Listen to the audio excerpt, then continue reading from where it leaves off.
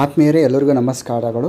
Student achievement tracking system Karnataka ಈ ಒಂದು ವೆಬ್ಸೈಟ್ನಲ್ಲಿ 2020-21ನೇ ಸಾಲಿನಲ್ಲಿ ಏನು ಉತ್ತೀರ್ಣರಾಗಿದ್ದಾರೆ, ಈ ಒಂದು ಉತ್ತೀರ್ಣರಾಗಿರುವಂಥ ವಿದ್ಯಾರ್ಥಿಗಳ ಟಿ ಸಿಯನ್ನು ಜನ್ರೇಟ್ ಮಾಡಲಿಕ್ಕೆ ಅವಕಾಶವನ್ನು ಕಲ್ಪಿಸಲಾಗಿದೆ.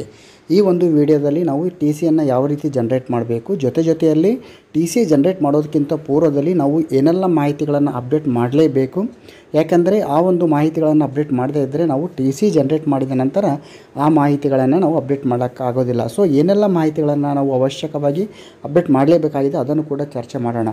ಆದ್ಮೇಲೆ ಮೊದಲನೇದಾಗಿ ನಾವು ಟಿ ಸಿಯನ್ನು ಜನ್ರೇಟ್ ಮಾಡೋದಕ್ಕಿಂತ ಮುಂಚೆ ನಾವು ವಿದ್ಯಾರ್ಥಿಗಳ ಹಾಜರಾತಿಯನ್ನು ಅಪ್ಡೇಟ್ ಮಾಡಬೇಕು. ಸೊ ಹಾಜರಾತಿ ಅಂದಾಗ ನಿಮಗೆ ಗೊತ್ತಿರುತ್ತೆ, ಸ್ಟೂಡೆಂಟ್ ಮ್ಯಾನೇಜ್ಮೆಂಟ್ 1 to 10ನಲ್ಲಿ ನೀವು ಹೋದಾಗ ನಿಮಗೆ ಅಟೆಂಡೆನ್ಸ್ ಡೀಟೇಲ್ಸ್ ಅಂತ ಇದೆ.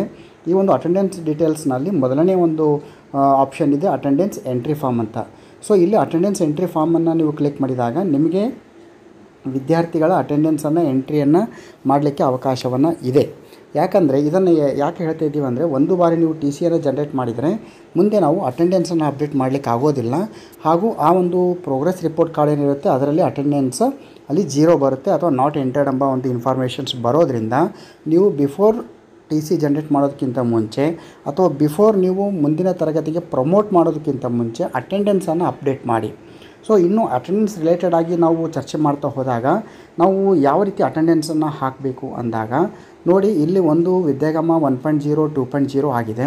ಆಮೇಲೆ ಜನವರಿ ನಂತರ ಕೆಲವೊಂದು ತರಗತಿಗಳಿಗೆ ಇಲ್ಲಿ ನೇರವಾದ ಕ್ಲಾಸಸ್ ಕೂಡ ಆಗಿದೆ. ಇನ್ನು ಮುಂದುವರೆದಂತೆ ಇಲ್ಲಿ ನಾವು ವರ್ಕ್ ಫ್ರಮ್ ಹೋಮನ್ನು ಮಾಡಿದ್ದೀವಿ. ಅಂದರೆ ಯಾವಾಗ ನಮಗೆ ರಜೆ ಇತ್ತು ಅಲ್ಲಿ ನಾವು ಅಟೆಂಡೆನ್ಸ್ ಹಾಕೋ ಅವಶ್ಯಕತೆ ಇಲ್ಲ. ನಾವು ವರ್ಕ್ ಫ್ರಮ್ ಹೋಮ್ ಏನೆಲ್ಲ ಮಾಡಿದ್ದೀವಿ, ನಾವು ಮನೆಯಲ್ಲಿ ಇದ್ಕೊಂಡು ಮಕ್ಕಳನ್ನು ತಲುಪುವಂಥ ಕಾರ್ಯವನ್ನು ಮಾಡಿದ್ದೇವೆ. ಸೊ ಖಂಡಿತವಾಗಿ ಕೂಡ ಅಲ್ಲಿ ನಾವು ಮಕ್ಕಳಿಗೆ ಅಟೆಂಡೆನ್ಸ್ ಹಾಕಬೇಕಾಗ್ತದೆ.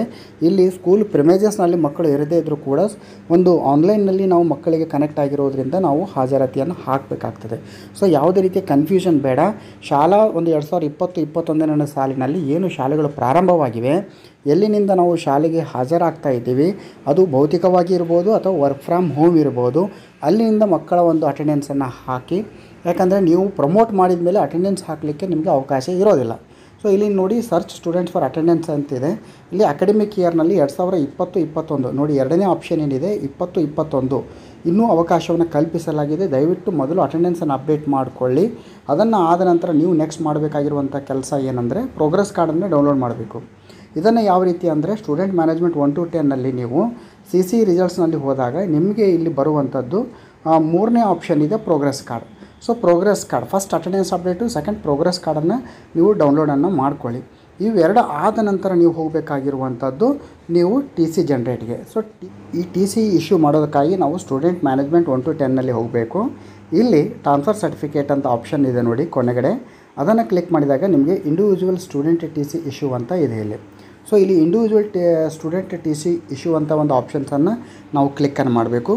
ಈ ರೀತಿ ನಾವು ಕ್ಲಿಕ್ಕನ್ನು ಮಾಡಿದಾಗ ನಮಗೆ ವಿದ್ಯಾರ್ಥಿಗಳ ಒಂದು ವೈಯಕ್ತಿಕ ವರ್ಗಾವಣೆ ಪ್ರಮಾಣ ಪತ್ರವನ್ನು ಅಂದರೆ ಇಂಡಿವಿಜುವಲ್ ಆಗಿ ಪ್ರಿಂಟ್ ಮಾಡಲಿಕ್ಕೆ ನಮಗೆ ಅವಕಾಶ ಸಿಗ್ತದೆ. ನಾವು ಇಂಡಿವಿಜುವಲ್ ಟಿ ಸಿ ಇಶ್ಯೂ ಎಂಬ ಆಪ್ಷನ್ಸನ್ನು ಕ್ಲಿಕ್ ಮಾಡಿದಾಗ ನಮಗೆ ಈ ರೀತಿಯ ಮತ್ತೊಂದು ಸ್ಕ್ರೀನ್ ನಮಗೆ ಇಲ್ಲಿ ಲಭ್ಯವಾಗ್ತದೆ. ಇಲ್ಲಿ ನಾವು 2 ಇನ್ಫಾರ್ಮೇಷನ್ಸನ್ನೇ ಎಂಟ್ರಿ ಮಾಡಿ ಸರ್ಚ್ ಕೊಡಬೇಕು. ಒಂದು ಅಕಾಡೆಮಿಕ್ ಇಯರ್ ಅಂದಾಗ 2020-21 ಅಂತ ನೀವು ಸೆಲೆಕ್ಟ್ ಮಾಡಿ. ಇನ್ನು ಟಿ ಸಿ ಇಶ್ಯೂ ಟೈಪ್ ಅಂತ ಇದೆ.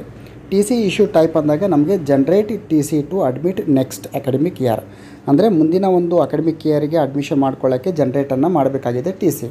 ಎರಡೇ ಆಪ್ಷನ್ಸ್ ಏನಿದೆ ಅದರ್ಸ್ ಅಂತ ಇದೆ. ಸೊ ನಾವಿಲ್ಲಿ ಮಾಡಬೇಕು generate T C to admit next academic year ಅಂತ ಸೆಲೆಕ್ಟ್ ಮಾಡಬೇಕು. ಮಾಡಿ ಇಲ್ಲಿ ನೋಡಿ RT ಸ್ಟೇಟಸ್ ಇದೆ, non RT student, RT student. ಇನ್ನು ಸ್ಟೂಡೆಂಟ್ ಟೈಪ್ನಲ್ಲಿ ರೆಗ್ಯುಲರ್ ಇದೆ ಮತ್ತು ನೋಡಬೇಕು. ಆಮೇಲೆ ಸ್ಟ್ಯಾಂಡರ್ಡನ್ನು ಸೆಲೆಕ್ಟ್ ಮಾಡಿ ಯಾವ ತರಗತಿ ಅಂತ. ನಾನು ಆ್ಯಸ್ ಎ ಎಕ್ಸಾಂಪಲ್ ಇಲ್ಲಿ ಒಂದು 8ನೇ ತರಗತಿಯನ್ನು ಸೆಲೆಕ್ಟ್ ಮಾಡಿ ಸರ್ಚನ್ನು ಕೊಟ್ಟಿದ್ದೀನಿ.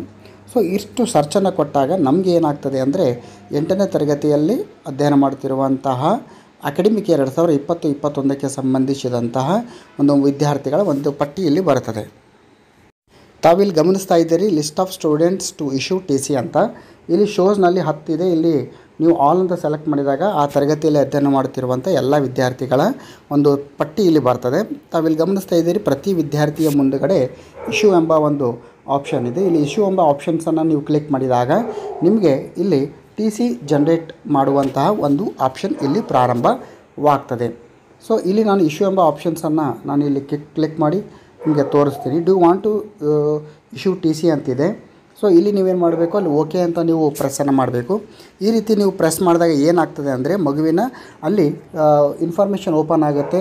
ಅಲ್ಲಿ ಮಗುವಿನ ಒಂದಿಷ್ಟು ಮಾಹಿತಿಯನ್ನು ಎಂಟ್ರಿ ಮಾಡಬೇಕಾಗತ್ತೆ.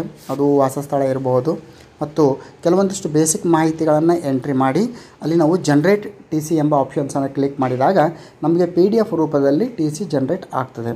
ಸೊ ಈ ಒಂದು ಕಾರ್ಯವನ್ನು ಅತ್ಯಂತ ಸುಲಭವಾಗಿ ನಿಮ್ಮ ಒಂದು ಮೊಬೈಲ್ ಅಥವಾ ಲ್ಯಾಪ್ಟಾಪ್ ಮುಖಾಂತರ ನಿರ್ವಹಿಸಬಹುದು. Thank you.